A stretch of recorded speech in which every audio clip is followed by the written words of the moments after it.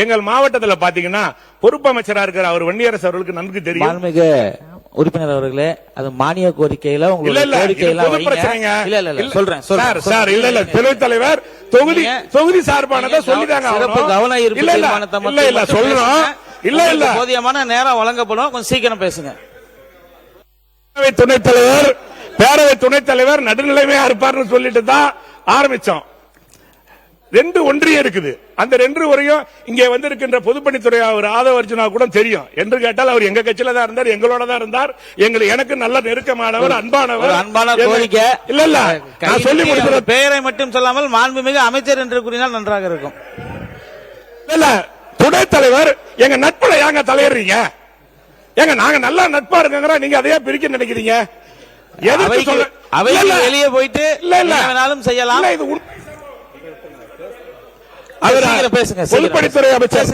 பொதுப்பணித்துறை அமைச்சர் அவர்கள் மறந்திருப்பாரா என்று எனக்கு தெரியவில்லை. நான் முதலிலே எங்கள் கட்சியில நான் சீட்டு கேட்டு வந்த போது அவர் தான் என்னை அழைச்சிட்டு போய் என் உறவினர், என் சொந்தக்காரர் தான் லீமாரஸ் உட்கார்ந்திருக்காங்க, எனக்காக பேசியவர். ஆக நான் இந்த இடத்துல சொல்லலன்னா தப்பா போவோம். அப்படிப்பட்ட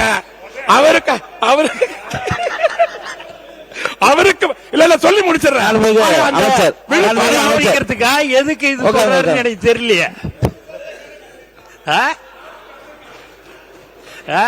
அவர் பாட்டுன்னு செவனேன்னு உக்காந்து இருக்கிறாரு.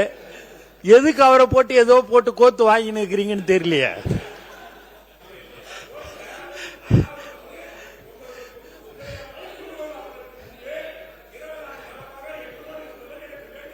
இன்னும் சொல்ல போனால் எனக்கு உறவினர் முன்னால உட்கார்ந்திருக்க நேரம் எனக்கு உறவினர், எங்க வேலனுக்கு அந்த மாவட்டத்துக்காரரு. ஆகவே எங்கள் தயவு செஞ்சு விடுங்க, பொது செயலர் உட்காருங்க. ஆகவே அப்படிப்பட்ட உறுப்பினர் சப்ஜெக்டுக்கு வாங்க. கள்ளக்குறிச்சி மாவட்டம் என்பது 2 மாவட்டத்தில் வருது. அந்த ஒன்றியம் திருவண்ணநல்லூர் ஒன்றியம். ஒரு பாதி கிராமங்கள் கள்ளக்குறிச்சி தொகுதியிலும் கள்ளக்குறிச்சி மாவட்டத்திலும் உளுந்தூர்பேட்டை தொகுதியிலும், மீதமுள்ள பாதி கிராமங்கள் விழுப்புரம் மாவட்டம் விழுப்புரம் தொகுதியிலும் வருது. இதனால என்ன பிரச்சனை இருக்குன்னா, அங்குள்ள மக்கள் பயனடைவதற்கு சிரமமாக இருக்கிறது. இந்த கலெக்டரை பார்க்கறதா குழப்பங்கள் இருக்குது. ஆகவே 2 மாவட்டத்திற்கும் பொதுவாக இருக்கின்ற எங்க மாவட்டத்தில் இருக்கிற 2 ஒன்றியங்கள், ஒன்னு திருக்கோவிலூர், இன்னொன்னு திருவண்ணநல்லூர், இதை 2ஐயும் ஆய்வு செய்து அதற்கு தக்க வழிவகை செய்யுமாறு உங்களை அன்போடு கேட்டுக்கொள்கின்றேன். மாண்புமிகு பேரவைத் தலைவர் அவர்களே, பட்ஜெட்டுக்கு வந்துடுறாங்க. மக்கள் பெரிதும் எதிர்பார்த்த மகளிர் உரிமை தொகை மாதம் 2500 ரூபாய் காணன்னு எல்லாரும் பேசிக்கிறாங்க. அது மட்டும் இல்ல, வேலையில்லா படித்த பட்டதாரி இளைஞர்களுக்கு உதவித்தொகை 4000 கிடைக்கலன்னு சொல்றாங்க. இல்லத்தரசிகள் எதிர்பார்த்த 6 இலவச சிலிண்டர்கள் கிடைக்கலன்னு சொல்றாங்க. நாம் எல்லாம் உண்ணும் உணவுப் பொருட்களை உற்பத்தி செய்து தருகின்ற விவசாயிகளுக்கு முழு பயிர்க்கடன் தள்ளுபடி இல்லை என்று சொல்கின்றார்கள். அது மட்டுமல்ல, விவசாயிகள் உற்பத்தி செய்யும் நெல்லுக்கு ரூபாய் 3500 கரும்புக்கு 4500 தருவதாக சொல்லிய நீங்கள் இப்பொழுது விவசாயிகளை வஞ்சித்துள்ளீர்கள். அது மட்டுமல்ல, வெற்றி வான்மகள் திட்டம் மூலம் 100 பெண்களுக்கு ட்ரோன் பயிற்சி அளிக்கிறேன்னு சொல்லியிருக்கீங்க. இங்க இருக்கிறதுல பெரும்பான்மையானவர்கள் நம்ம கிராமத்தில் விவசாயம் தான் பண்றோம். என்னன்னு கேட்டீங்கன்னா, இந்த ட்ரோனை ஆபரேட் பண்றது என் கிராமம். வாங்க நாளை கூட கள்ளக்குறிச்சி மாவட்டத்தில் சாத்தனூர், எங்க ஊர்ல இருக்கிற பெண்களே ட்ரோன்ல மருந்தடிக்கிறாங்க, ட்ரோன்ல சர்வே பண்றாங்க. ஆக இது ஏற்கனவே 10 ஆண்டு காலமாக நடைமுறையில் இருக்கின்ற ஒரு விஷயம். அது ஏதோ புதுசா கொண்டு வந்த மாதிரி அறிவித்திருக்கின்றீர்கள். ஆகவே நல்ல திட்டங்களை அறிவித்திருந்தால் மிகவும் நன்றாக இருந்திருக்கும். அது மட்டுமல்ல, ஒரு சின்ன சந்தேகம், நீங்கள் 717 டாஸ்மாக் கடைகளை மூடிட்டதா சொல்றீங்க. ஆனால் இன்று வரை அது ஒரு வெளிப்படை தன்மையா இந்த கடையை மூடி இருக்கும். இதெல்லாம் மூடல்ன்றது ஒரு பட்டியலை நீங்கள் வெளியிட்டால் மிக சிறப்பாக இருக்கும். அது இன்னைய வரைக்கும் அந்த பட்டியல் ஆதாரப்பூர்வமாக வெளியிடப்படவில்லை. ஆனால் கடந்த ஆண்டு இதே டாஸ்மாக் கடையில வருமானம் 51,000 கோடின்னு சொல்லிருக்கீங்க. ஆனா இந்த வருஷம் 51,000 கோடி எங்க ஆட்சியில, இப்ப 56,000 கோடின்னு நீங்க சொல்லியிருக்கிறீங்க. ஆனா 717 கடைகளை மூடினால் வருவாய் குறையதான் செய்யும், ஆனால் ஏறுவதாக காமிச்சிருக்கிறீங்க. இது எந்த அடிப்படையில் என்று எனக்கு தெரியவில்லை. அதேபோல் இந்த நிதிநிலை அறிக்கையில் பல துறைகளுக்கு நிதி ஒதுக்கீடு மிகவும் குறைக்கப்பட்டுள்ளது. இது தமிழ்நாட்டின் வளர்ச்சியை பாதிக்கும் என்பதை இந்த நேரத்திலே நான் தெளிவுபடுத்துகிறேன். பேரவை துணைத் தலைவர் அவர்களே, இந்த ஆட்சியில் தமிழ்நாடு முழுவதும் மின்வெட்டால் உடனே இபி மினிஸ்டர் ஏன் வேணா பேசி கடைசியா சொல்லுங்க. இந்த ஆட்சியில் தமிழ்நாடு முழுவதும் மின்வெட்டால் மக்கள் தினமும் பாதிக்கப்பட்டு போராடுகிறார்கள். அந்த மின்சாரத்தை உற்பத்தி செய்யும் எரிசக்தி துறைக்கு எங்களது திராவிட மாடல் ஆட்சி அரசு கடந்த நிதியாண்டில் ரூபாய் 18,091 கோடி ஒதுக்கீடு செய்திருந்துச்சு. அதை குறைச்சு இப்ப 15,828 கோடியாக அறிவிச்சிருக்கீங்க. உங்கள் ஆட்சியில் எரிசக்தி துறைக்கு 2,263 கோடி நிதி ஒதுக்கீடு குறைக்கப்பட்டுள்ளது. இந்த நிலையில் தமிழ்நாட்டு மக்களுக்கு மின்வெட்டு தொடரும் என்பதை இந்த நிதிநிலை அறிக்கையை காட்டுகிறது. பேரவை துணைத் தலைவர் அவர்களே, எங்களது ஆட்சியில் கல்லூரிகளுக்கு செல்லும் மாணவிகளுக்கு மாதம் 1000 வழங்கும் புதுமை பெண் திட்டம், இளைஞர்களுக்கு மாதம் 1000 வழங்கும் தமிழ் புதல்வன் திட்டம் என திட்டங்கள் பல தந்து உயர்கல்வியை வளர்த்தது எங்கள் திராவிட நாயகர் ஆட்சி. ஆனால் திராவிட நாயகரால் வளர்க்கப்பட்ட உயர்கல்வித்துறைக்கு இந்த ஆண்டு 112 கோடி ரூபாய் நிதி குறைக்கப்பட்டிருக்கிறது. இது உயர்கல்வி பயிலும் மாணவர்களுக்கு இழைக்கப்பட்ட பெரும் துரோகமாகும். இதுபோல நிதி ஒதுக்கீடுகளை குறைத்து திட்டங்களின் வளர்ச்சியை தடுத்து தமிழ்நாட்டை பின்னோக்கி இருக்கிறது இந்த நிதிநிலை அறிக்கை. பேரவை துணைத் தலைவர் அவர்களே, எங்களது ஆட்சியில் 4,332 திருக்கோயில்களுக்கு 8,100 கோடி ரூபாய் மதிப்பீட்டில் குடமுழுக்கு செய்யப்பட்டுள்ளது. அதற்கு உதாரணம், கள்ளக்குறிச்சி மாவட்டத்தில் பாத்தீங்கன்னா ஒரு சிறிய மாவட்டம், 4 தொகுதிகளை உள்ளடக்கியது. எங்கள் மாவட்டத்திலே ரொம்ப பிரசித்தி பெற்ற 1000 ஆண்டு கோயில்கள் ஜம்பை ஜம்புகேஸ்வரர், ஆதி திருவரங்கம், அதே போல் ரிஷிவந்தியம் அர்த்தநாரீஸ்வரர் என்ற கோயில்கள் எல்லாம் 54 கோடி ரூபாய் நிதி ஒதுக்கப்பட்டு 5 ஆண்டுகளில் மிக சிறப்பாக நடைபெற்றிருக்கிறது. ஆனால் இப்பொழுது இந்த நிதிநிலை அறிக்கையில் உறுப்பினர் கொஞ்சம் சீக்கிரம் முடிங்க. சரி ஆகல. இந்த நிதிநிலை அறிக்கையில் எதிர்வரும் 5 ஆண்டுகளில் 3000 கோயில்களை புனரமைத்து குடமுழுக்கு நடத்தப்படும் என்று கூறப்பட்டிருக்கிறது. இது ஆன்மீக பக்தர்கள் பெரிய அதிர்ச்சியை ஏற்படுத்தியிருக்கிறது. ஆகவே ஆன்மீகத்திலே 5 ஆண்டு காலத்திலே திராவிட மாடல் ஆட்சியில் தான் எண்ணற்ற திட்டங்களை நாங்கள் செய்திருக்கிறோம் என்பதை இந்த நேரத்திலே தெளிவுபடுத்துகின்றேன். பேரவை துணைத் தலைவர் அவர்களே, இந்த நிதிநிலை அறிக்கையில் உங்கள் கட்சியின் பெயர் விளங்கும் வகையில் வெற்றி மகளிர் ஆடு வளர்ப்பு திட்டத்தின் மூலம் 30,000 பேருக்கு தலா 5 வெள்ளாடுகள் வழங்கப்படும் சொல்றீங்க. தமிழ்நாட்டில் மொத்தம் உள்ள 12,620 கிராம ஊராட்சிகளும் 490 பேரூராட்சிகளும் உள்ளன.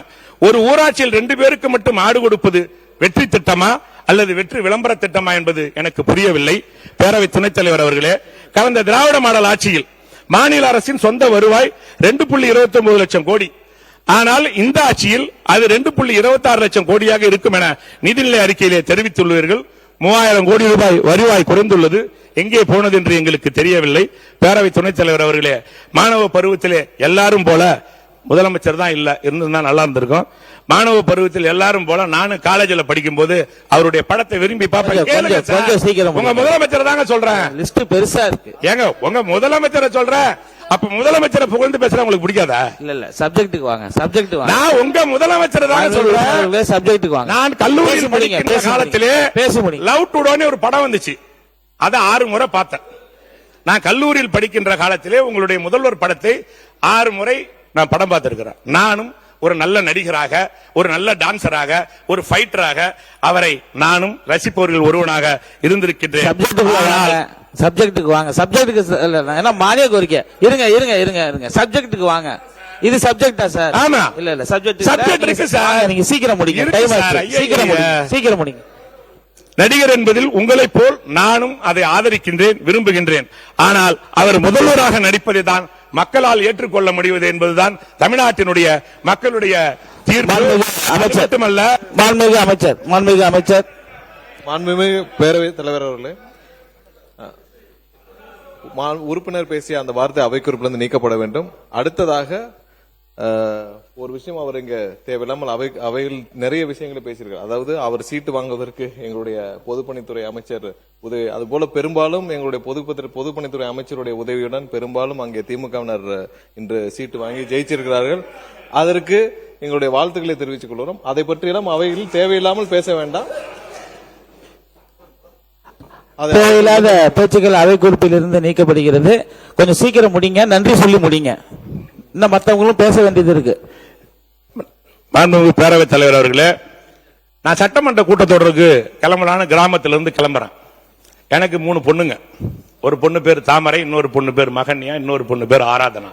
என்னுடைய 3 பெண்களும் கேட்கின்றார்கள், எங்கே செல்கிறீர்கள் என்று கேட்டார்கள். நான் அசம்பிளிக்கு போறேன் அப்படின்னு சொல்றாங்க. என் பெரிய பொண்ணு என் சின்ன பொண்ணு சொல்றாங்க, அப்பா ஒரு விஷயம் சொல்லணும்பா. என்னம்மா சொல்லுமா, நான் ட்ரெயினுக்கு போறவர் தான் சொல்லலாம், அர்ஜென்ட்டுமான்ற. என் பொண்ணு சொல்றா, அப்பா விஜய் அங்கிள் பாவம்பா, விஜய் அங்கிள் பாவம்பா, அவருக்கு ஒன்றும் தெரியாதப்பா, நீ ஏதாவது ஏடா கூடமா பேச கேள்வி கேட்காதப்பா என்று என் மகள்கள் சொல்கின்றார்கள்.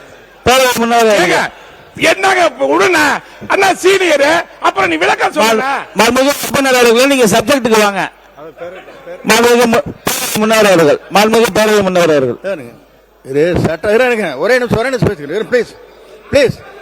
நீங்க பேசலாங்க பாயிண்ட் சொல்ல என்னன்னு பேசணும் இருங்க, நான் பேச இருக்கட்டும். நீங்க உங்க மகள் சொன்னார், அவர் சொன்னார், ஏனுங்க இதெல்லாம் என்ன சபை குறிப்பில் இருக்கடாமா? நீங்க வந்து நான் கேட்கறது, நீங்க பட்ஜெட் பத்தி பேசுறீங்களா, இப்படிப்பட்ட விமர்சனம் செய்கிறீர்களா என்பதுதான் எனக்கு ஆச்சரியமாக இருக்கிறது. நீங்களாம் வந்து மேடையில் பேசுற மாதிரி அங்க பேசுங்க, வேண்டாம்னு சொல்ல. சட்டமன்றம்ங்கிறது ஒரு சில மரபுகள் இருக்கிறது, அந்த மரபுகளை மீறி நீங்கள் பேசிக் கொண்டிருக்கீர்கள். அந்த குறிப்பிட்ட அவர் பேசிய வார்த்தைகளை ஆய்வுக்குறிப்பிலிருந்து நீக்குமாறு கேட்டுக்கொள்கிறேன்.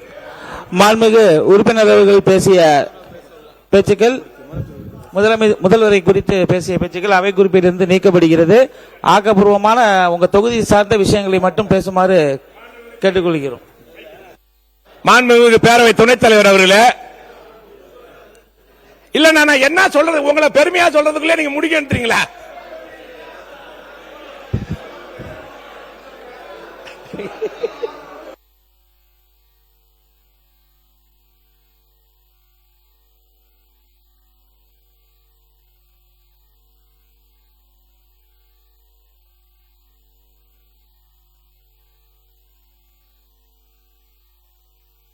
மாண்புமிகு பேரவைத் தலைவர் அவர்களே, மாண்புமிகு பள்ளிக்கல்வித்துறை அமைச்சர், மாண்புமிகு சட்டப்பேரவை தலைவர் அவர்களே,